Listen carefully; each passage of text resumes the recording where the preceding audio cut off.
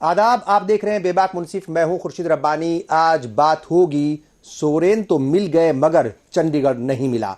मुबैना जमीनी घोटाले में घिरे झारखंड के वजीर आला हेमंत सोरेन की मुश्किलें लगातार बढ़ती जा रही हैं। पहले दिल्ली से रांची तक हेमंत सोरेन के ठिकानों पर ईडी की टीम पहुंची। फिर ईडी ने दिल्ली में उनके सरकारी बंगले से BMW कार और कुछ कागजात जब्त किए। इसी बीच भारतीय जनता पार्टी ने झारखंड के सीएम को भगोड़ा करार दे दिया। उनके कुछ लीडर्स ने ऐसा कहा और उन्हें ढूंढने वालों को इनाम देने की भी एक तरीके से बात कही और इनाम देने का भी ऐलान किया। हालांकि करीब 40 घंटे के बाद सीएम सोरेन रांची में मिनिस्टर्स और अपने पार्टी लीडर्स के साथ मीटिंग करते हुए नजर आए। उधर बिहार के बाद आज चंडीगढ़ में भी इंडिया ब्लॉक के साथ खेला हो गया। आज चंडीगढ़ मेयर के इलेक्शन हुए थे जिसमें आम आदमी पार्टी और कांग्रेस के बीच अलायंस था और उसके बावजूद भी वहां बीजेपी जीत गई। बीजेपी उम्मीदवार मनोज कुमार सोनकर को 16 वोट मिले। वहीं आम आदमी पार्टी के उम्मीदवार, यानी वो उम्मीदवार जो आम आदमी पार्टी के भी थे और जो है जिन्हें कांग्रेस भी सपोर्ट कर रही थी, उनका नाम था कुलदीप कुमार, उनके खाते में महज 12 वोट ही आए, जबकि 8 वोटों को रद्द कर दिया गया।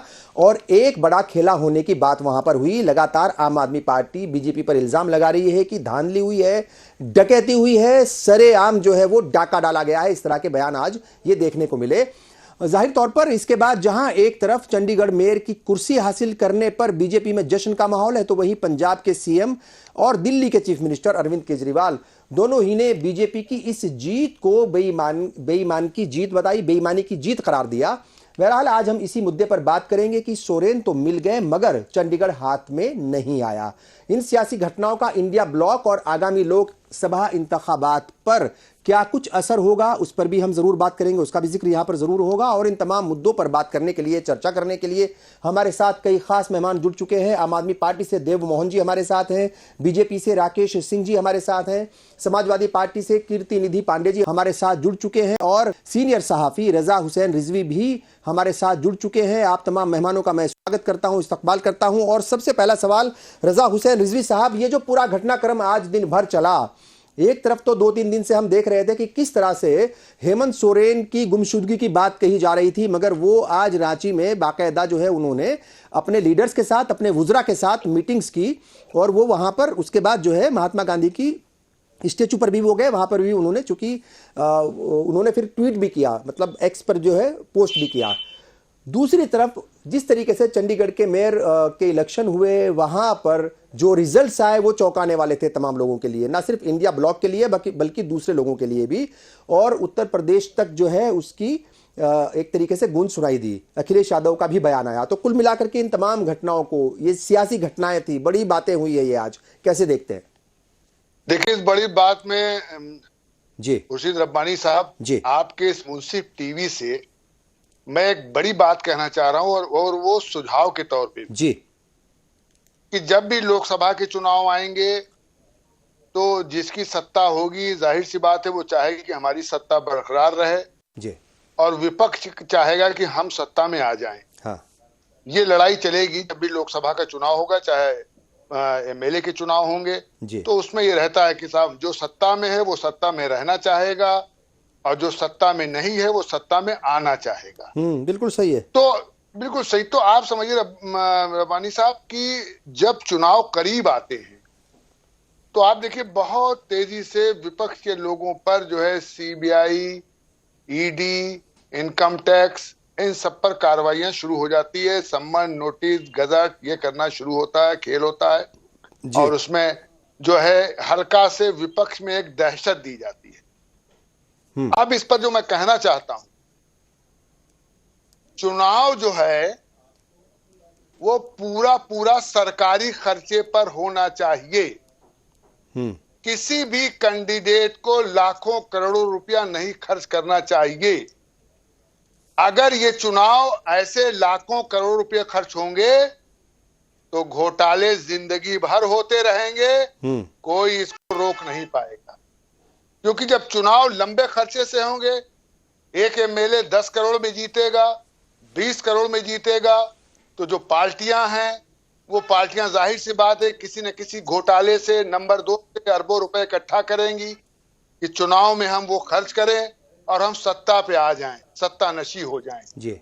जब तक ये नहीं होगा, आज ये सरकार है, कल वो सरकार है, परसों ये सरकार है, नरसों ये सरकार है। तो सरकारें तो आती जाती, कांग्रेस थी तो कांग्रेस ने मुलायम सिंह यादव पर जो है आय से संपत्ति वाला मुकदमा फाइल किया। हाँ। तो हर, अब बिहार वहां देख लीजिए, बिहार में तो हो ही रहा है जो हो रहा है। हरियाणा के अंदर जो आप देखिए, जो है उनका जो बाप बेटे थे सब उन पर मुकदमा चला बेसिक शिक्षा के मामले में, बेचारे वो जेल भी गए। तो कहीं ना कहीं ये रहेगा, और इसके लिए सबसे जरूरी है, मैं मांग करता हूं मुंसिफ चैनल से कि जब निर्वाचन आयोग अरबों रुपया खर्च करता है चुनाव के अंदर, टेंट लगाने में, वोटर लिस्ट में और ईवीएम में, और जो है आने जाने के खर्चे में, ट्रांसपोर्ट में, ड्यूटी लगने में पैसा खर्च करता है। हाँ। तो कैंडिडेट के लिए भी वो हर कैंडिडेट के लिए 1 करोड़ 2 करोड़ जितना भी रखना चाहे रखे। जब सरकार चुनाव अपने पैसे से कराएगी तो कोई बेईमानी नहीं करेगा, कोई लूट खसोट नहीं होगी। खाली लूट खसोट इसीलिए आप होती कह रहे है हैं कि रिकवरी के लिए ही ये जो घोटाले होते हैं, ये रिकवरी है एक तरीके से, जो खर्च हुआ है उसकी वापसी भी है, उसकी रिकवरी भी है, और साथ में मुनाफा भी जो है वो कमाने का एक जरिया है। बात में तो आपकी दम है और सारी दुनिया जानती है कि मतलब बहुत सारे घोटाले होते हैं, बहुत सारे घपले होते हैं, और वो आज से नहीं हो रहे हैं, वो जमाने से होते रहे हैं और जमाने तक होते रहेंगे, चाहे हुकूमतें मतलब कहीं जमहूरियत है या नहीं है। मतलब वो सिस्टम जो है, वो जो चलाने वाले लोग हैं वो बिना जमहूरियत के भी चलाते हैं। मतलब ऐसे भी बहुत सारे मुल्क हैं, देश भी ऐसा था 47 से पहले जहां जमहूरियत नहीं थी। तो घपले और घोटाले जो है, ये सिलसिला जो है ये बहुत पुराना है साहब, मगर ये नहीं होना चाहिए। बिल्कुल सही है आपके सुझाव, और जाहिर तौर पर जो है वो चुनाव आयोग को कहीं ना कहीं गौर व फिक्र जरूर करना चाहिए। कीर्ति निधि पांडे जी, समाजवादी पार्टी की आप नुमाइंदगी कर रही हैं, और जो कुछ आज चंडीगढ़ में हुआ और 2 दिन पहले बिहार में हुआ, उन दोनों पर ही समाजवादी पार्टी के जो चीफ हैं अखिलेश यादव, उनके भी बयानात आए थे तब भी और आज भी। उन्होंने भी कहा है कि किस तरीके से, एक तरीके से जो मतलब सिस्टम का गला घोटने की कोशिश है, और सीधा इल्जाम बीजेपी पर लगाया है। तो क्या रिएक्शन है, पहला क्या कुछ कहना चाहेंगे, किस तरीके से आप लोग अपोजिशन पार्टीज आज अपने आप को असहाय, मजबूर, मतलब जो है खुद को महसूस कर रही हैं?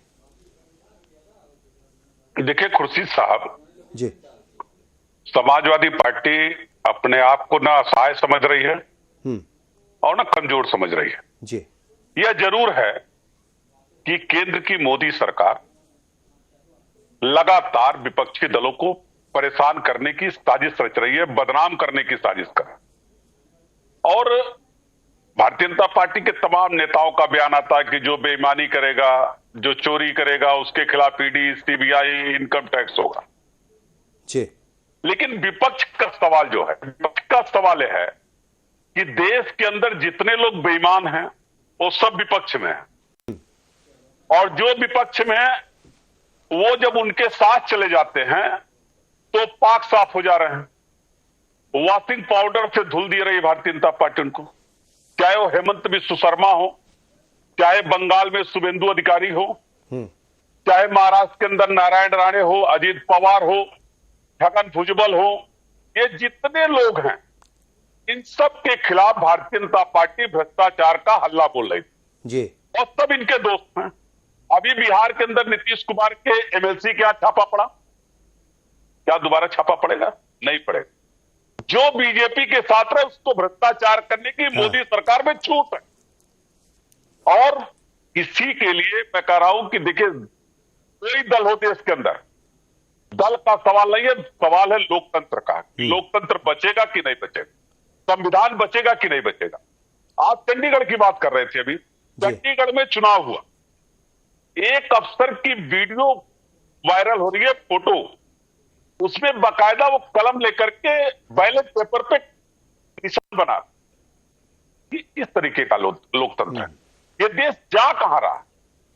क्या हमारे महापुरुषों ने ऐसे ही लोकतंत्र की कल्पना किया था कि जहां अफसर कलम से वोट को इनवैलिड करेगा और जिसको चाहेगा उसको चुनाव जिताएगा, लोकतंत्र का गला घोटेगा? यही हुआ चंडीगढ़ के। और मैं कह रहा हूं कि अगर भारतीय जनता पार्टी इसी तरीके से कार्रवाई करेगी तो इसका जवाब 24 के चुनाव में इस देश की महान जनता देने का काम करेगी। ठीक है, ठीक है। देव मोहन जी, मैं आपके पास आता हूं। 2 दिन में इंडिया अलायंस को 2 बड़े झटके लगे। 28 तारीख को पूरी मतलब जो है कहा जाए, जो इंडिया ब्लॉक है उसके लिए एक बड़ा झटका था। हालांकि पहले ही खबरें आ चुकी थी, मगर जाहिर तौर पर 28 को मॉर्निंग में इस्तीफा दिया, फिर शाम को जो है वो शपथ ली नीतीश कुमार ने, और आज जो कुछ हुआ पूरे मतलब इंडिया ब्लॉक के लिए और चंडीगढ़ का जो मामला है वो कांग्रेस और आम आदमी पार्टी दोनों के लिए एक बड़ा झटका है, एक बड़ा डेंट है। वो जाहिर तौर पर तमाम हमने लीडर्स के बयान सुने। चीफ मिनिस्टर जो है दिल्ली के, वो भी कह रहे हैं कि जब दूसरे हथकंडे नहीं चले तो बीजेपी गुंडागर्दी पर आ गई। जो हेल्थ मिनिस्टर हैं दिल्ली के, वो कह रहे थे कि ये सरेआम खुलेआम ना सिर्फ गुंडागर्दी है बल्कि ये डाका है, डकैती है। क्या कहेंगे, ये कितना बड़ा मतलब एक तरीके से आपको, आम आदमी पार्टी को हमने देखा है, जैसे मैंने कहा कि तमाम लीडर्स जो है वो बयान आ रहे हैं। आज का दिन आम आदमी पार्टी के लिए, कांग्रेस के लिए और इंडिया ब्लॉक के लिए एक बार फिर जो है आप कह रहे हैं कि बहुत बुरा था ये आज का दिन। देखिए, नमस्कार खुर्शीद भाई, नमस्कार। देखिए, ये सिर्फ इंडिया अलायंस के लिए नहीं, आम आदमी पार्टी के लिए नहीं, किसी अन्य दल के लिए नहीं, ये हमारे देश के लोकतंत्र के लिए काला दिन है। जिस तरीके से आप देख पा रहे होंगे कि 36 सीटें, 36 वोट उस सदन में थे, 16 बीजेपी के पास थे और इंडिया गठबंधन के पास 20 वोट थे। सीधा सीधा था, मैंडेट सीधा सीधा था कि भाई इलेक्शन होगा और मेयर आम आदमी पार्टी या इंडिया गठबंधन का बने। लेकिन वहां पे आप साफ साफ देख सकते हैं कि प्रिजाइडिंग ऑफिसर एक 18 तारीख को बीमार हो जाते हैं। उसके बाद आज इलेक्शन कराया जाता है, इलेक्शन कराने के बाद वोटिंग होती है, उसमें पर्चा लेके नल एंड वॉइड करते दिख रहे हैं प्रिजाइडिंग ऑफिसर। ये लोकतंत्र में कभी नहीं हुआ था। वोट को एक वोट को नल एंड वॉइड करते हुए दिख रहे हैं, किसी भी हद तक जाने को तैयार है। जो सामने सामने चीजें दिख रही हैं, ईडी भेजो, एक तो लोकतंत्र को, मतलब मुझे लगता है कि संविधान की हत्या करने वाली यही पार्टी एकदम उतारू हो गई है कि कहीं पे कोई छोटे से छोटा इलेक्शन हो, बड़े से बड़ा इलेक्शन हो, जिस तरीके से मैनिपुलेट कर सकते हैं, गुंडागर्दी कर सकते हैं, ईडी सीबीआई भेज सकते हैं मुख्यमंत्रियों को। ये इनका मानना है कि 2024 में इंडिया गठबंधन इन पर भारी पड़ रहा है। उसको तोड़ने के लिए कुछ भी करने को तैयार, ईडी भेजेंगे, सीबीआई भेजेंगे, नहीं रुक रहे उससे भी तो उनको उठा के जेल में डालने का काम करेंगे, अपनी पार्टी में शामिल करा लेंगे। अभी आपने बात की नीतीश कुमार की, नीतीश कुमार जी को शामिल कर, ये इनकी इसी चालबाजी का एक हिस्सा है। ये जीतने के लिए कुछ भी कर सकते हैं। ऐसा भी समय आ सकता है खुर्शीद भाई कि ये लोग, जैसे हमारे डोनाल्ड ट्रंप थे, अटक गए थे, एकदम कुर्सी से चिपक के बैठ गए थे, वो भी दिन आने वाला है कि यदि ये चुनाव हारते हैं तो ये कुर्सी छोड़ने को तैयार नहीं होंगे, चाहे इन्हें देश में कुछ भी करना पड़े।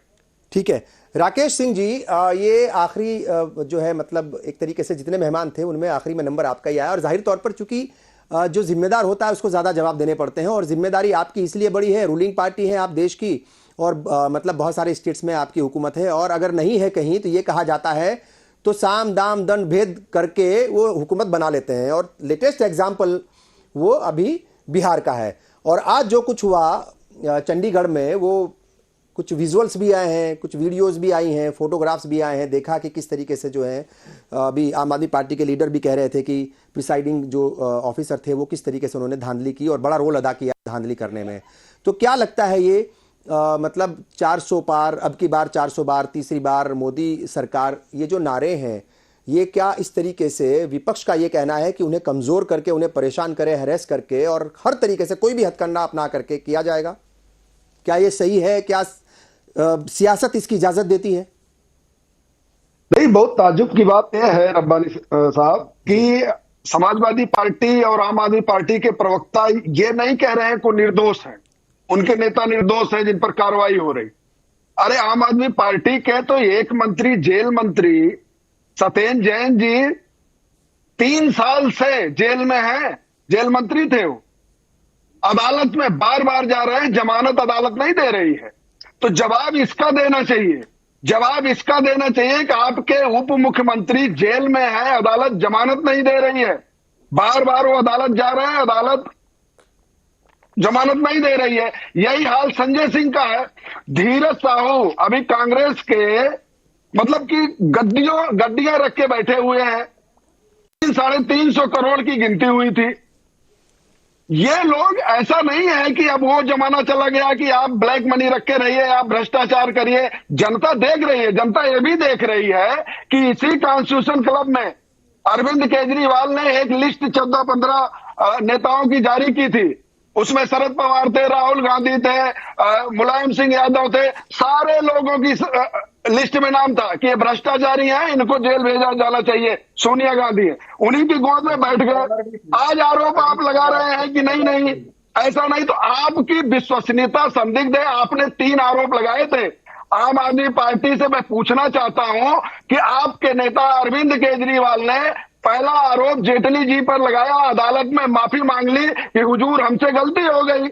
दूसरा आरोप मजीठिया पे लगाया था, अदालत में जब मामला गया तो कहा हुजूर मजीठिया जी गलती हो गई, हमने गलत आरोप लगाए। उसके बाद गडकरी जी के ऊपर आरोप फर्जी लगाया आपने, अदालत गडकरी जी गए तो कहा गडकरी जी साहब गलती हो गई, हम बहुत झूठे हैं। अरे तो आपके नेता लगातार माफी मांग रहे हैं, हुजूर माफ कर दिए, जो आरोप हम लगाते हैं वो गलत है। छगन आम आदमी पार्टी को जवाब देना चाहिए। 3 माफी तो अदालत में लिखित रूप से आपने दी है। कौन थे? हेमंत विश्व शर्मा कौन थे? नारायण राणे कौन थे? क्या है? अजीत पवार क्या थे? आप ना वही बता रहा हूँ। वो पूछ रहे हैं राकेश जी उनका ये कहना है कि इल्जाम तब तक लगते हैं जब तक आप उनके साथ नहीं है। के बाद आपकी पार्टी में आके वॉशिंग मशीन में धोने का काम जो जब लोग बीजेपी में शामिल हो जाते हैं तो सब नीट एंड क्लीन हो जाते हैं। तो ये हमेशा ये सवाल देखिए बीजेपी से। हाँ सर राकेश जी देखिए ये बात तो आप भी मानेंगे। बीजेपी से सबसे ज्यादा सवाल यही पूछा जाता है कि भाई कौन सा वॉशिंग पाउडर इस्तेमाल करते हैं, कौन सी वॉशिंग मशीन। मैं बता रहा हूँ ना, मैं बता रहा हूँ जी। सवाल जो उठा रहे हैं आम आदमी पार्टी और समाजवादी पार्टी के प्रवक्ता जी, आरोप प्रत्यारोप छोड़ दीजिए। सत्ता पक्ष विपक्ष इनका भी गठबंधन है, हमारा भी गठबंधन है।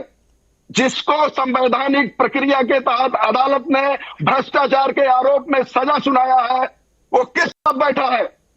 वो लालू यादव इनके गठबंधन में बैठे, बाकी तो आरोप है, अदालत फैसला सुनाएगी। आप तो गोद में बिठा कर एक अदालत के द्वारा मुहर लगा हुआ भ्रष्टाचारी आपके गोद में बैठा, उसके गोद में आप बैठे हैं, आप क्या बात करेंगे?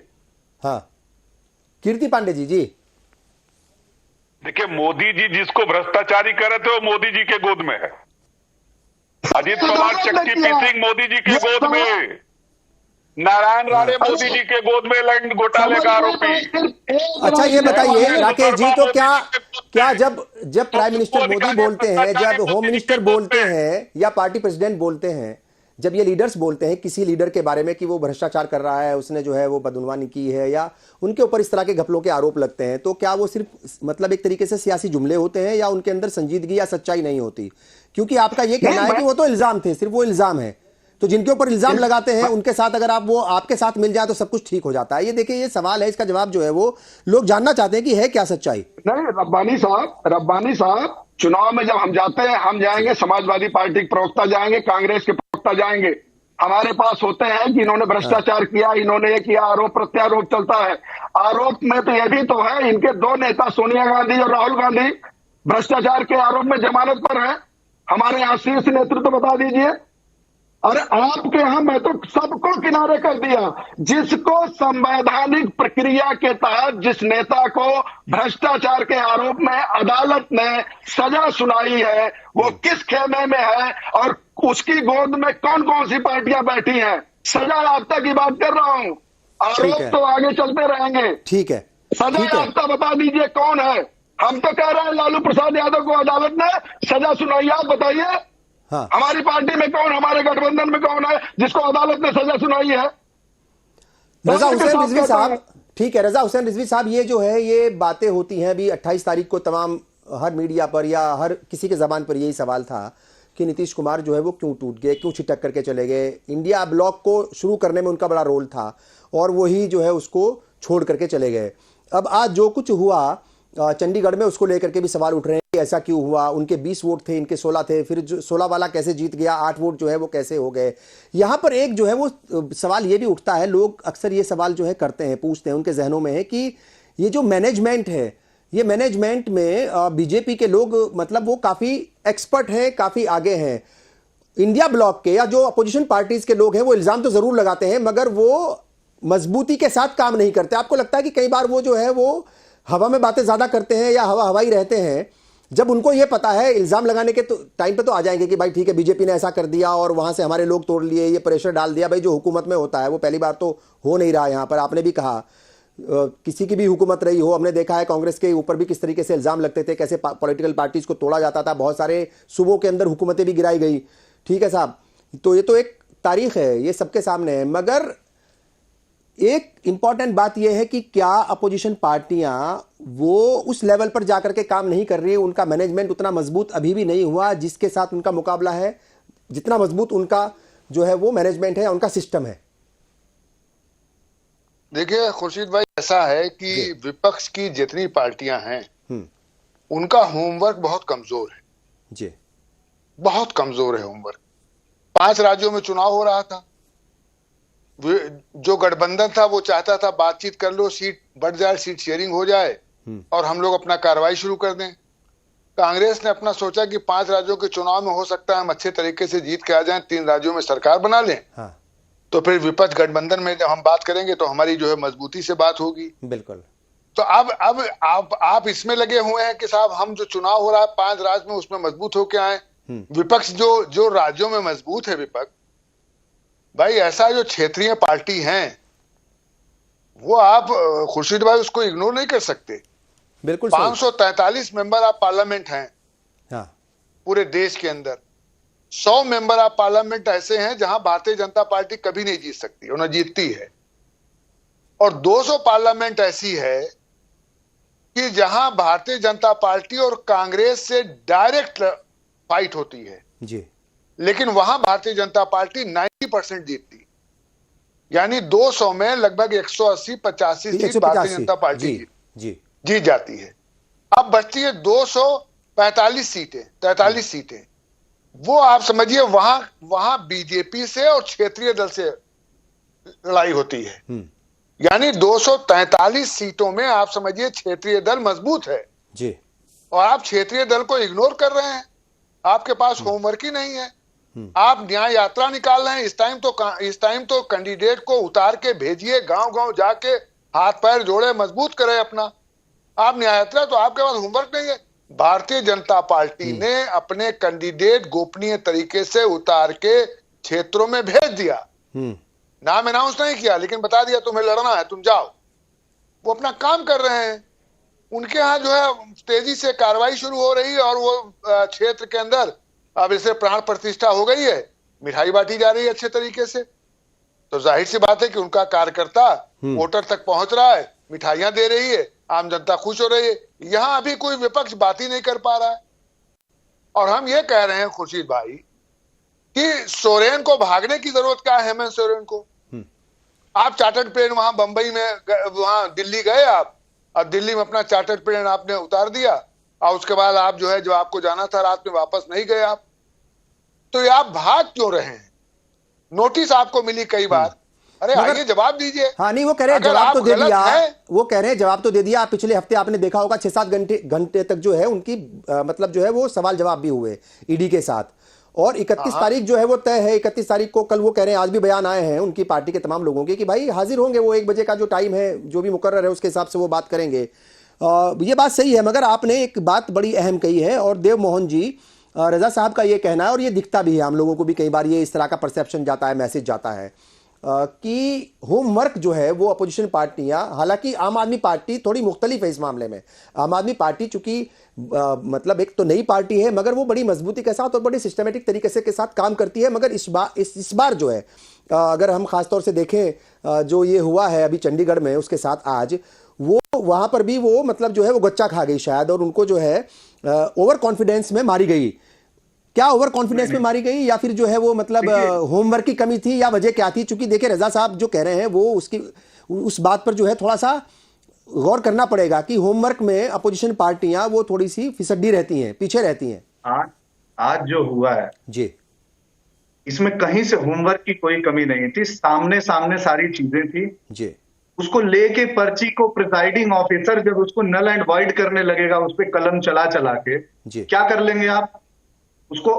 प्रिसाइडिंग ऑफिसर जो ये कर रहे हैं उनको अरेस्ट करना चाहिए। उन्होंने लोकतंत्र का, संविधान की हत्या करी है और ये लोग करवाने का काम कर रहे हैं, इनकी शय पे ये काम हुआ है। इसमें कहां से कौन से होमवर्क की कमी? भाई 20 लोग हैं, उन्हें वोट देना नहीं आता। पिछली बार भी उन्होंने वोट किया था, अभी भी इस बार भी वोट किया। वो 2 कलम क्यों चलाएंगे? उनको पता नहीं है। तो ये जिस तरीके का काम बीजेपी करने की कोशिश कर रही है, छोटे से लेके छोटे छोटे हिस्सों से लेके बड़े बड़े, छोटे चुनाव से बड़े चुनाव तक, हर जगह पे कहीं पे भी इनको सत्ता से जाने का वो नहीं है। ये चाहते हैं कि चाम दाम दंड भेद जो हो सकता हो, गुंडागर्दी, बदतमीजी जो भी करनी पड़े, लेकिन सत्ता से नहीं जाएंगे। हाँ राकेश जी, ये सवाल जो है वो कहीं ना कहीं चुभते हुए बातें हैं ये, और वो ऐसा कहा जा रहा है कि कुछ भी रास्ते अपनाने पड़े, कोई भी रास्ता अख्तियार करना पड़े, भले ही डराना पड़े, धमकाना पड़े, तोड़ना पड़े विपक्ष को, उससे पीछे नहीं हटेंगे। और ये सीधा सीधा जो है इल्जाम सीधा जो आला कमान है पार्टी के या जो पार्टी को चला रहे हैं उनके ऊपर लगता है, बीजेपी के ऊपर लगता है। देखिए, विपक्ष हो या कोई व्यक्ति हो देश में, हाँ, आप ये कहते हैं कि हमारे ऊपर कार्रवाई ना हो, इससे अच्छा है कि भ्रष्टाचार बंद कर दो, चोरी चमारी चोरी बंद कर दो, और सब जो अपराध है वो बंद कर दो, कार्रवाई नहीं होगी। 1,15,000 करोड़ रुपया चंडीगढ़ कुर्क किया गया काली कमाई का, 1,15,000 करोड़ रुपया। और ये सदन का आंकड़ा है, सदन में एक सवाल के जवाब में डॉक्टर जितेंद्र सिंह ने दिया है इन 9 सालों में। तो ऐसी स्थिति में क्या धीरज साहू को छोड़ दिया जाए कि जाइए भैया, समाजवादी पार्टी, इंडी गठबंधन, आम आदमी पार्टी, इन सबको मदद करिए, जो आपने हजारों करोड़ रुपया रखा है अलमारी में, इनको दे दीजिए। तकलीफ इस बात की है कि इनका पैसा था, तकलीफ इनको क्यों होती है? अरे चोरी बंद कर दीजिए, कार्रवाई नहीं होगी। भ्रष्टाचार बंद कर दीजिए, कार्रवाई नहीं होगी। लेकिन मूलभूत सवाल ये नहीं है, कार्रवाई तो होगी इस शासन में।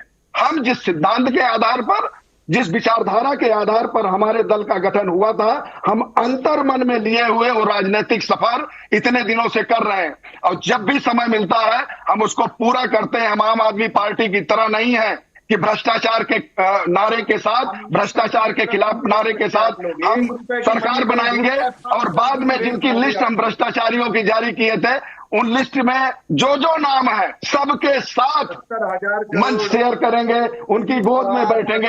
ऐसा नहीं होगा। जब भी अवसर मिलेगा कार्रवाई होगी, भ्रष्टाचार के खिलाफ कार्रवाई होगी, अपराध के खिलाफ कार्रवाई होगी। आंकड़े आप लोग देते रहिए, समाजवादी पार्टी, आम आदमी पार्टी, कांग्रेस के लोग, लेकिन जनता क्या अनुभव करती है ये मतों में परिवर्तित होता है। 24 में आपको पता चलेगा कि आप दिल्ली में कितनी सीटें जीते हैं, आपको पता चलेगा। आप तो खुद ही कह रहे हैं, आप आम आदमी पार्टी गठबंधन क्यों नहीं हो रहा है? आम आदमी पार्टी दिल्ली के किस जनाधार पर बैठी है, किनके कार्यकर्ताओं के ऊपर बैठी है? हमारा तो वोट शेयर उतना ही है। तो कांग्रेस के जनाधार के ऊपर आप बैठे हैं। आप कांग्रेस से लड़ाई पंजाब में भी आम आदमी पार्टी की है, दिल्ली में भी है, चंडीगढ़ पे नहीं बताएंगे। टीएमसी जो है वो पश्चिम बंगाल में है। किसका है टीएमसी? ममता बनर्जी किसके है? तो कांग्रेस से निकल के आई है। इधर उधर की दुनिया भर की घुमाने वाली बातें करनी है आपने। बताइए कि आज लोकतंत्र की हत्या करने वाला वो अधिकारी, वो भाजपा का कार्यकर्ता कौन था? आप बोल रहे हैं उस पार्टी में 3 लोग शराब घोटाले में जेल में हैं, आप उस पार्टी के नुमाइंदे हैं, आपकी बात का विश्वसनीयता है? क्या कह रहा हूँ? उप मुख्यमंत्री संजय सिंह 500 से ज्यादा एक मंत्री जेल में है, और फिर से गुमराह कर रहे हैं। ये हो गया, आज जो लोकतंत्र की हत्या की आप बताइए।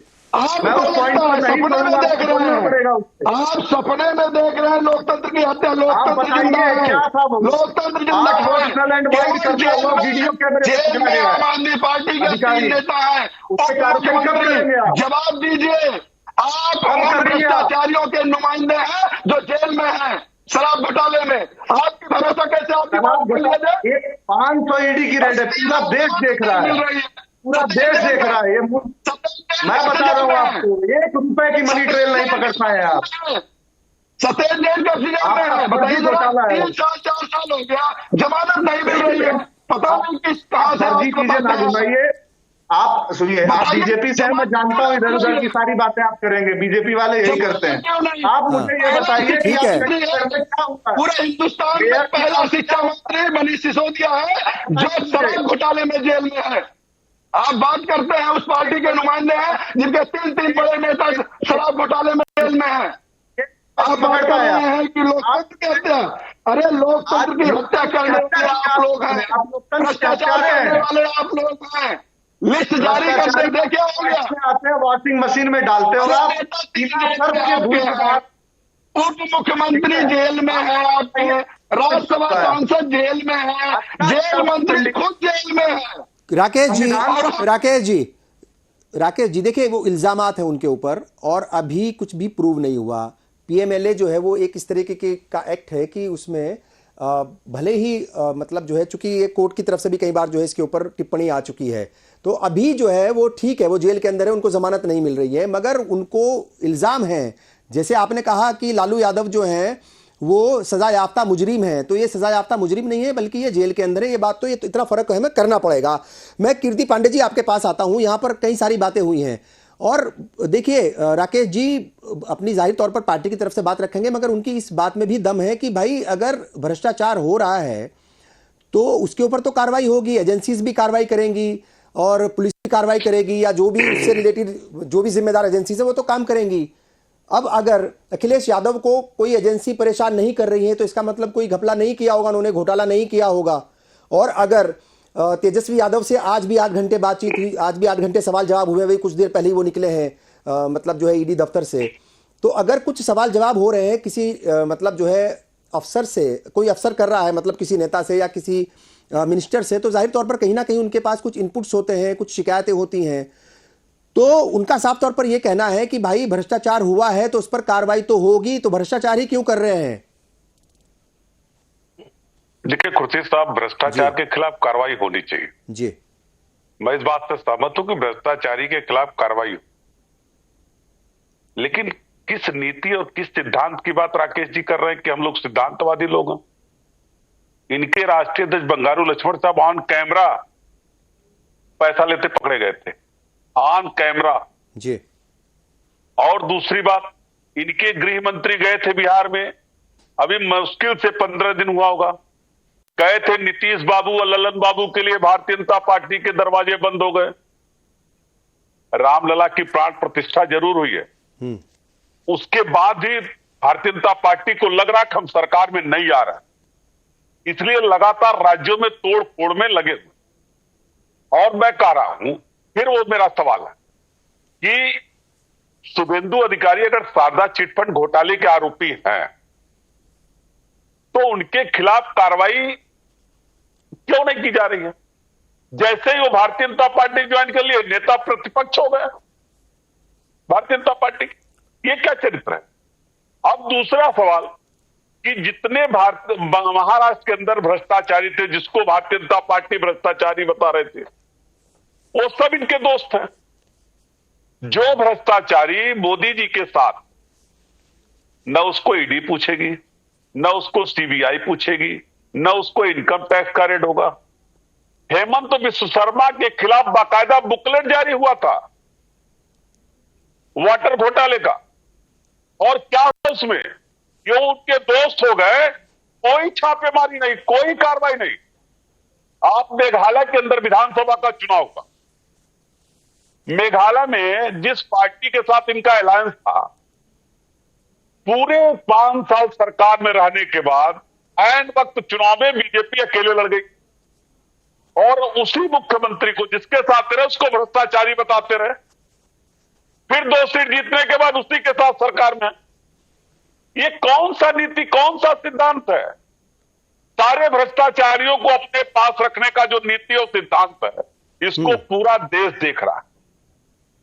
और खुर्शीद साहब, ऐसा नहीं कि भारतीय जनता पार्टी जो चालबाजी करके लोगों को परेशान कर रही है। हाँ। लोगों को चाहती है कि ये उलझे रहे इनकम टैक्स टीडी सीबीआई में, ये प्रचार न कर पाए, लोगों के बीच न जा पाए, महंगाई, बेरोजगारी, भ्रष्टाचार पे बात न कर पाए, जाति जनगणना की बात न कर पाए, जो आरक्षण समाप्त करने की साजिश हो रही है उस पर बात ना हो पाए। ठीक है, इसलिए इस सब पर कीर्ति निधि पांडे जी, सवाल तो वही है ना, वही हमने पहले भी पूछा था और वही रजा हुसैन रिजवी साहब ने भी कहा था कि एक तो होमवर्क कमजोर है, होमवर्क जो है मतलब वो मुकम्मल तौर पर नहीं कर पाती अपोजिशन पार्टीज। दूसरा आपने कहा कि 15-20 दिन पहले ही जो है वो होम मिनिस्टर गए थे बिहार और वो क्या बोल करके आए थे, फिर क्या हो गया। आप जो है वो शायद मतलब समझ नहीं पाते हैं, क्योंकि कहानी तो बहुत दिन से चल रही थी, बहुत दिन से जो है ये खिचड़ी पक रही थी।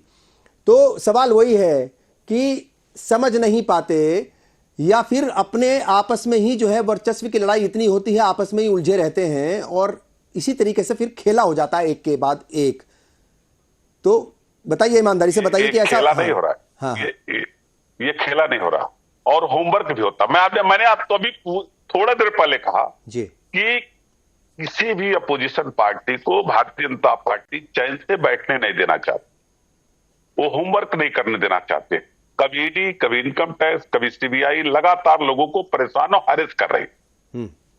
मैं कह रहा हूं अभी नीतीश कुमार के उस महिला वाले बयान पर किस तरीके से पूरे देश में हाय तौबा हुआ। खुद प्राइम मिनिस्टर ने भी बोला, भारतीय जनता पार्टी, खुद प्राइम मिनिस्टर ने बोला, तमाम लीडर्स ने बोला। नहीं, अब प्रधानमंत्री को शर्म नहीं आ रही? हम नहीं शर्म आ रही उस मुख्य व्यक्ति के अपने साथ शामिल करके। और मैं बता रहा हूं एक बात फुर्ती साहब, शायद वो बात बहुत बड़ी हो जाए। झारखंड में लगातार छापे पड़ रहे हैं और शायद अगर पुरानी राजनीति की बात करिए तो आज हेमंत सोरेन साहब हैं, इसके पहले उनके पिताजी थे शिबू सोरेन साहब जी, और शायद बीजेपी से अलायंस हुआ करता था। और अगर खुदा न खास्ता इनका अलायंस कल हो जाए तो वही हेमंत सोरेन ठीक है, पाक और साफ हो जाए। हाँ क्या राकेश जी, ये तो मतलब में लगातार ये क्या कड़वी सच्चाई है? ये कड़वी सच्चाई है। मैं नहीं खुर्शीद भाई, हाँ, खुर्शीद भाई किसी को इसमें आप नेता हो, व्यक्ति हो, आम जनता हो, अगर चैन से रहना है तो भ्रष्टाचार करना छोड़ दीजिए। आप इधर उधर की बात मत करो कि इन्होंने और तमाम ऐसे धीरज साहू के पैसे को पूरी दुनिया ने देखा है, उसकी काली कमाई को, उसकी काली कमाई को पूरी दुनिया ने देखा है। लालू प्रसाद यादव को पूरी दुनिया ने देखा है। राहुल गांधी और सोनिया गांधी जमानत पर है भ्रष्टाचार के आरोप में, पूरी दुनिया देख रही है। आप किस लिए बैठे हैं? आपको लगता है कि राकेश सिंह के खिलाफ आपके पास कुछ है तो तमाम ऐसी व्यवस्था और प्रक्रिया है जिसके तहत आप कार्रवाई करवा सकते हैं, लेकिन आपके पास कुछ नहीं है। आप सिर्फ राजनीति कर रहे हैं, आपका समाजवाद से कोई लेना देना नहीं है। आप परिवारवाद के चंगुल में, चौखट के अंदर बंद हैं, यही आपकी हकीकत है। और यही कारण है कि आप कांग्रेस का विरोध करते करते कांग्रेस की गोद में बैठ गए। ये बात क्यों है? आपके नेता, आपके आदर्श, आपके प्राण प्रेरणा से डॉक्टर राम मनोहर लोहिया ने राम, श्री कृष्ण और ठीक है रजा हुसैन जी, रजा हुसैन रिजवी साहब मैं आपके पास आऊंगा।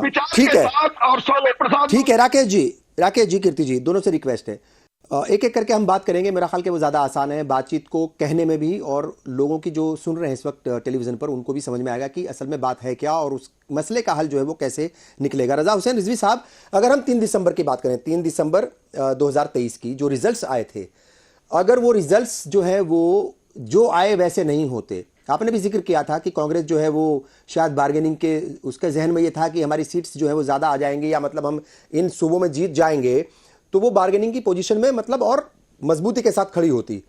अगर हम 3 दिसंबर के रिजल्ट्स की बात करें, जिस वक्त ये उस दिन डिबेट हो रही थी, बहुत सारे लोगों से बातचीत हो रही थी, चर्चा हो रही थी, तो उस वक्त भी इस बात का हमने जिक्र किया था। मैंने खुद कहा था कि ये जो रिजल्ट्स हैं ये 3 सूबों के नहीं हैं। इन 3 सूबों के रिजल्ट्स का खासतौर से राजस्थान, मध्य प्रदेश और छत्तीसगढ़ के जो रिजल्ट्स हैं, इनका असर आने वाले वक्त में बिहार और कम से कम 2 सूबों पर दिखेगा, बिहार और झारखंड पर। बिहार पर तो दिख गया, क्या लगता है अब आपको, क्या झारखंड पर भी जो है वो असर दिखने वाला है 3 दिसंबर का? देखिए, इस पर भी बताऊंगा और आधा सेकंड जो भी चर्चा हो रही थी जी जी जी उस पर भी बताऊंगा, लेकिन इस पर भी बताऊंगा जिस पे आपने कहा है। लेकिन वो दरअसल जो चर्चा हो रही थी जी कि साहब जमानत नहीं जो हो रही है आम आदमी पार्टी वालों की, तो देखिए क्राइम जो हीनियस क्राइम होता है और जजेस जब उसको देखता है कि ये बेल देने लायक है कि नहीं, जमानत पे छोड़ने लायक है कि नहीं, आप समझिए उसी आदमी को जमानत जल्दी नहीं मिलता है कि जिसका जो है क्राइम गहरा होता है। क्योंकि जजेस जो उनकी चार्जशीट है उस पर स्टडी करता है, उस पर पढ़ता है, देखता है कि ये बेल आउट होने वाला आदमी है कि नहीं, इसको रिलीज करें कि नहीं करें।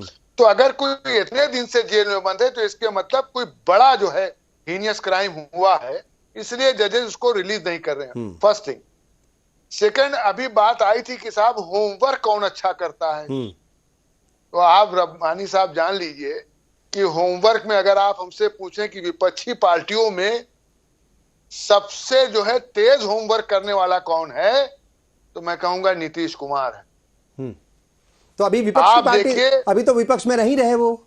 सुनिए, आप देखिए कि जब जो है हिमाचल कांग्रेस जीती, कर्नाटक जीती, तो उसके बाद वो पूरे देश में गठबंधन के लिए हर राज्य में जाने लगे, उड़ीसा भी, महाराष्ट्र भी, तेलंगाना भी और पश्चिम बंगाल भी, सब जगह नीतीश जी दौड़े। तो क्या है, उसने अपना होमवर्क समझा कि कांग्रेस आ रही है। जब 22 तारीख को प्राण प्रतिष्ठा हो गई रामलला की, वो विराजमान हो गए, तो उसने देखा भैया कि होमवर्क मेरा कमजोर है। 22 के बाद से 23 से शुरू हो गया, नीतीश जी अब आरजेडी के साथ नहीं रहेंगे, नीतीश जी आरजेडी छोड़ रहे हैं। अब वो अलग बात कह रहे हैं कि साहब हमारे एमएलए को आरजेडी वाले तोड़ने में लगे हुए थे, इसलिए हम चले आए। इससे पहले भी ये बात कही गई थी कि बीजेपी वाले हमारे एमएलए को तोड़ने वाले हैं, इसलिए हम आरजेडी के साथ चले गए। तो ये होमवर्क नीतीश में, होमवर्क में शील्ड नंबर 1 उनके पास है। उन्होंने ये होमवर्क कर लिया कि प्राण प्रतिष्ठा के बाद हमें लगता है कि जो गठबंधन है ये सत्ता से बहुत दूर है, तो जो सत्ता में आ रहा है उसी के साथ ना हम चले जाएं। तो ये आप समझिए कि इसने जो है बहुत इंपॉर्टेंट बात आपने कही है सर, बहुत इंपॉर्टेंट बात कही है कि उनका जो होमवर्क है, और आपने जो है ना इसके ऊपर जितनी बारीक निगाह रखी है कि कर्नाटक और हिमाचल, पहले कर्नाटक जीते फिर हिमाचल जीते, और वो जो रिजल्ट्स आए कैसे उसने मजबूर किया नीतीश कुमार को, और वो जगह जगह गए, हर सूबे में गए। और नीतीश कुमार ही थे जिन्होंने बार बार उन तमाम अपोजिशन पार्टीज को कहा कि कांग्रेस को भी साथ लो, कांग्रेस को भी साथ लो। मगर कांग्रेस के लीडर्स, शायद कांग्रेस के लीडर यहां पर है नहीं, मौजूद नहीं, उनसे सवाल जरूर पूछते कि वो रस्सी जल गई मगर बल नहीं गया अभी तक भी। वो जो है वो एरोगेंसी अभी तक लोग कहते हैं कि अभी तक कांग्रेसी लीडर्स के अंदर है, मगर यहां पर कोई है नहीं इस वक्त कांग्रेस का लीडर, अदरवाइज हम उनसे जरूर जवाब लेते। मेरा जो सवाल था अब उस पर मैं चाहूंगा कि आप जवाब जरूर दें। जी, वही झारखंड, अब क्या बिहार के बाद झारखंड का नंबर है? भाई क्यों नहीं है? अगर जो है इस तरीके से है तो वो अपने एमएलए को रोक पाते हैं कि नहीं, ये देखने वाली बात है। एमएलए को बुला के उन्होंने अपनी मीटिंग की है, मीटिंग करके वो किया है, लेकिन कैसे रोक पाते हैं, कैसे करते हैं? क्योंकि देखिए, जो सत्ता में रहता है वो हमेशा चाहता है सत्ता में रहें। जी हाँ, वो कोई भी हो, जिम्मेदारी क्यों नहीं है जी कि वो रोके अपने एमएलए को? क्यों उनके एमएलए चले जा रहे हैं? भाई आप आए हैं जीत के, अपने एमएलए को रोकिए। क्यों चले जा रहे हैं? क्यों चले गए? जो है वो महाराष्ट्र की पार्टी इतनी पुरानी पार्टी थी, आप समझिए, वो क्यों चले गए? शिवसेना वाले क्यों टूट के चले गए? आप रहते सब शिवसेना वाले, ठीक है। अगर आप क्राइम किए हैं तो सुरेंद्र जी भागिए मत, आइए कहिए हम तैयार हैं, हमने किया है, हम ये सीट जीता है। आप क्यों भागते हैं? अरे भाई, अगर आज जो है तेजस्वी से पूछगछ 8 घंटा हुई तो ईमानदारी से पूछगछ होती, सवाल जवाब हुए, उसके जवाब देते। बाहर धरना प्रदर्शन, जिंदाबाद मुर्दाबाद, क्या जरूरत है भाई? तो वर्कर्स तो करते ही है ना साहब, जो वर्कर्स हैं वो तो करते हैं, हर पार्टी के करते हैं वो खाली जो है कोई एक अपोजिशन पार्टी से भाई सवाल जवाब किया जा रहा है मुझसे।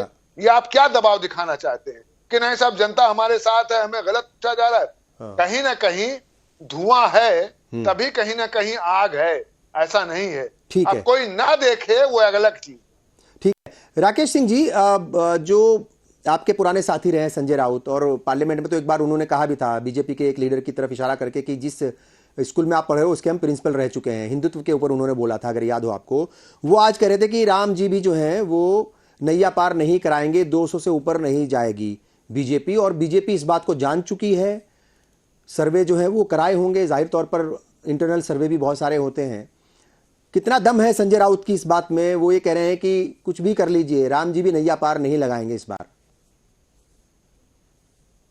नहीं पता है जिस पार्टी के नेता को उसके मंत्री कहाँ है, उसके विधायक कहाँ है, उसके सांसद कहाँ है, तो उसकी बात पर क्या भरोसा किया जाए। एक बात अभी आई जी कि जब कोई बड़ा नेता अपनी पार्टी का पूछताछ के लिए बुलाया जाता है तो क्या कारण है पूरी पार्टी उसके लिए सड़क पर उतर आती है। माननीय प्रधानमंत्री जी को जब वो मुख्यमंत्री थे तो 12-12 घंटे 2-2, 3-3 दिन पूछताछ हुई। क्या पूरी भारतीय जनता पार्टी सड़क पर उतर आई थी?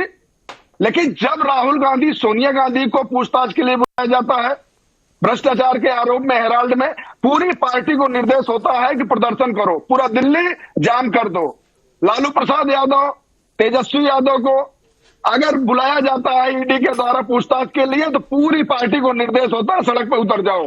दरअसल ये पार्टियां प्राइवेट फैमिली लिमिटेड पार्टियां हैं और हर फैमिली लिमिटेड पार्टियां इसी तरह होती है। अरे पूछताछ करिए, पूछताछ होगी, जवाब दीजिए, अब जो कुछ होगा अदालत में लड़िए। कोई एक तो है नहीं कि राकेश सिंह ने चाह लिया तो आपको सजा हो गई, सारी व्यवस्था है, आप लड़ाई लड़िए।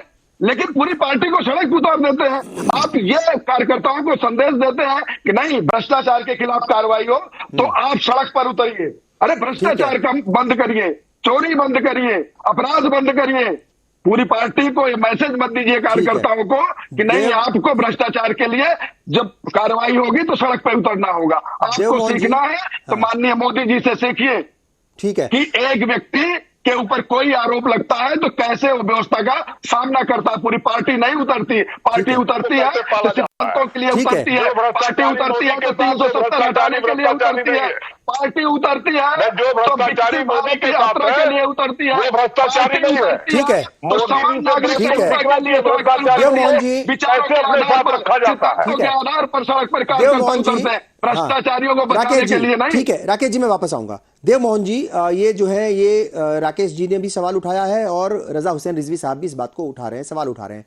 और ये सवाल आपसे पूछना इसलिए और ज़रूरी हो जाता है क्योंकि हमने देखा था पिछले दिनों जब ये एक ट्विटर पर जो है वो, हालांकि उसको एक्स कहा जाता है अब, एक पोस्ट आई, पहले एक लीडर ने की, आम आदमी पार्टी के लीडर ने, फिर जो है वो वजीर ने की, फिर दूसरे वजीर ने की, और तमाम लीडर्स जो है वो एक के बाद एक ट्वीट कर रहे थे कि कल सुबह जो है वो चीफ मिनिस्टर को ईडी गिरफ्तार कर लेगी। और उसके बाद अगले दिन मतलब अल सुबह ही बहुत सारे पार्टी वर्कर्स, लीडर्स जो हैं वो सड़कों पर थे, पूरे दिन पूरा एक तरीके से हंगामा मचा। ये शायद ठीक है, मतलब ये क्या आप इसको स्वस्थ परंपरा मानते हैं? क्या एक मतलब जनतांत्रिक सिस्टम में, मतलब लोकतांत्रिक सिस्टम में क्या ये मतलब इस तरह की जरूरी है कि ये सब करना, कि भाई सड़कों पर उतरना? कोई अगर सवाल जवाब हो रहे हैं, देखिए समन अगर आया है तो समन का जवाब भी देना है और सवाल अगर पूछे जाएंगे तो उनके जवाब भी देने हैं, उसमें पब्लिक को क्यों बीच में लाया जाता है? खुर्शीद जी, पहली बात तो ये है कि हम लोग बाद में लिखते हैं, उससे एक दिन पहले आप ही लोगों के माध्यम से, मीडिया के माध्यम से जी भाजपा के प्रवक्ता बता देते हैं। जो नोटिस आते हैं वो इन्हीं के दफ्तर में शायद टाइप होते हैं, तो इनको पता रहता है कि कल इनको जाना है, कल इनको अरेस्ट कर लेंगे, ये पहले बोल देते हैं, इसलिए हम लोग बाद में बोलते हैं। पहली चीज। दूसरी चीज कि कार्यकर्ता किसी भी पार्टी का होता है, किसी को बुलाया नहीं जाता है, ठीक है। जब वो सुनता है कि उनके लीडर को हैरेस किया जा रहा है, आमतौर पे हमारे समाज में भी क्या होता है कि कई बार होता है कि कोई अच्छा हो, खुशी का मौका हो या दुख का मौका, तो सब लोग गैदरिंग करते हैं, वो होते हैं, लोग आते हैं, आते जाते रहते हैं, उनको कोई बुलाती नहीं है पार्टियां। ठीक है, ठीक है। इनके में भी होता है ये, इनके में भी होता है कि कभी खुशी आती है कि भाई किसी स्टेट में आप इलेक्शन जीते हो तो आते हैं लोग, कोई गम का मौका भी होता है, दुख का मौका होता है, तब भी लोग आते हैं। उस चीज को इतना वो करने की जरूरत नहीं। दूसरी चीज ये है कि मैं शुरू से लेके और अब तक आपने और मैंने कई बार पूछ लिया कि जो आज लोकतंत्र की हत्या हुई है चंडीगढ़ में, हाँ। उस पे एक शब्द उसका राकेश सीधा जी ने जवाब नहीं बोला। देने से बच रहे हैं राकेश जी, ये बात तो माननी पड़ेगी, उसका सीधा सीधा जवाब देने नहीं, से बच रहे तिरछा भी नहीं दे हैं। रहे मैं हैं जवाब। जवाब देने से मैं नहीं आऊंगा बच रहे हैं। राकेश जी, आऊंगा, बस चूंकि वक्त की कमी है, एक एक करके मैं बाहर हूँ। हाँ प्लीज। हाँ लोकतंत्र को नहीं ठीक है। मानने का काम इनकी पार्टी कर रही है। ठीक अलग है। अलग स्टेट में जाके विधायकों को खरीदना, एक सूटकेस लेके और एक वॉशिंग मशीन लेके चल रही है ईडी। ठीक है। पहले ये कीर्तिनिधि लोग पांडे लेके जी, चलते थे। कीर्तिनिधि पांडे जी, मैं आपके पास आऊंगा, कम से कम अल्फाज में जवाब दीजिएगा, वक्त की कमी है। कि ये जो कुछ भी हो रहा है, जो खेला चल रहा है ये अपोजिशन पार्टियों के साथ, वो ऐसा कह रही है कि उनके साथ खेला हो रहा है। मतलब जो है लोकतंत्र की हत्या, कल जो है वो जो कांग्रेस के सदर हैं, कौमी सदर यानी पार्टी के जो राष्ट्रीय अध्यक्ष हैं, वो कह रहे थे कि मतलब कांग्रेस की तरफ से ये इल्जाम लगाया गया था कि बीजेपी और आरएसएस जो है वो जहर है, और अगर 2024 में भी ये जीत गए तो लोकतंत्र खत्म हो जाएगा, संविधान को खत्म कर दिया जाएगा। ये तमाम बातें भी हो रही हैं। सबके बीच मेरा सवाल यही है, आखिरी सवाल यही है कि क्या ये जो कुछ भी हुआ या जो कुछ भी हो रहा है, उससे इंडिया ब्लॉक कितना जो है वो परेशान है, और क्या वो कमजोर होगा या मजबूती के साथ आगे बढ़ेगा, एकजुटता के साथ? देखिए खुर्शीद साहब, इंडिया ब्लॉक पूरी मुस्तैदी के साथ चुनाव लड़ने के लिए तैयार है। उत्तर प्रदेश में समाजवादी पार्टी ने आज तो अपने उम्मीदवार भी घोषित कर दिए कई सीटों पर, और हम चुनाव की पूरी तरह लिए तैयार हैं जी। और देखिए एक बात तो सच है कि भारतीय संविधान में जो प्रदत्त अधिकार है उसको भी भारतीय जनता पार्टी समाप्त करना चाहती। एक तरफ पिछड़ा वर्ग आयोग का संवैधानिक दर्जा देती है भारत की सरकार, उसको बनाती है, और पिछड़ा वर्ग आयोग के अध्यक्ष ने लिखा था उत्तर प्रदेश के मुख्यमंत्री जी कि 69,000 शिक्षकों की भर्ती में पिछड़े और दलितों का आरक्षण जितना उनका कोटा वो फुलफिल नहीं हो पाया। 6800 विद्यार्थी आज भी सड़कों पर आंदोलन कर, लेकिन उसके लिए भारतीय जनता पार्टी नहीं बोली। ठीक है। और जो बाबा साहब भीमराव अंबेडकर ने आरक्षण दिया, आपको याद होगा बिहार में मोहन भागवत जी ने कहा था आरक्षण पर पुनर्विचार हो। अब भारतीय जनता पार्टी उसके बाद उनकी सफाई भी आ गई थी ना, उस बयान के बाद उनकी सफाई भी आ गई थी उस पर। सारे सरकारी संस्थाओं का निजीकरण करके ठीक है, दूसरे रास्ते आरक्षण इस देश के अंदर समाप्त करने की एक साजिश हो रही है। ठीक है। राकेश सिंह जी, ये जो तमाम इल्जाम लग रहे हैं आपके ऊपर, एक तो सीधा सीधा जवाब जो है वो देव मोहन जी भी कह रहे हैं कि आज की घटना का आप नहीं दे रहे हैं सीधा सीधा जवाब, और ये जो खेला है ये कब तक जो है आप इनके साथ खेलते रहेंगे, अपोजिशन के साथ खेलते रहेंगे, इसका कोई अंत है कि नहीं?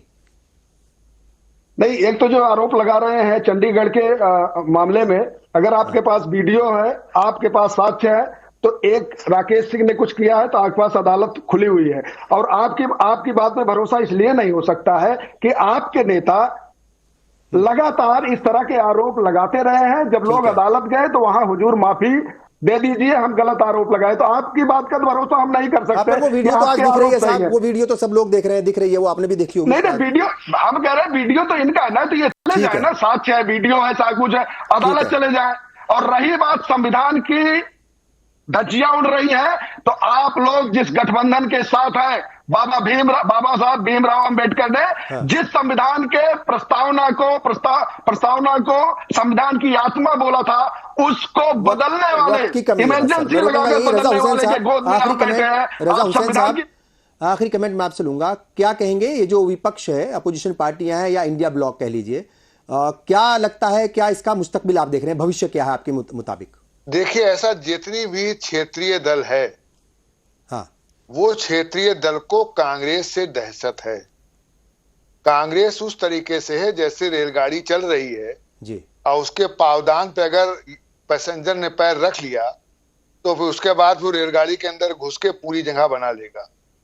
अब चाहे टीएमसी हो, वो भी कांग्रेस है, समाजवादी पार्टी का जो वोटर है मुसलमान, वो भी कांग्रेस का है, हाँ, बीएसपी का जो दलित वोटर है वो भी कांग्रेस का है।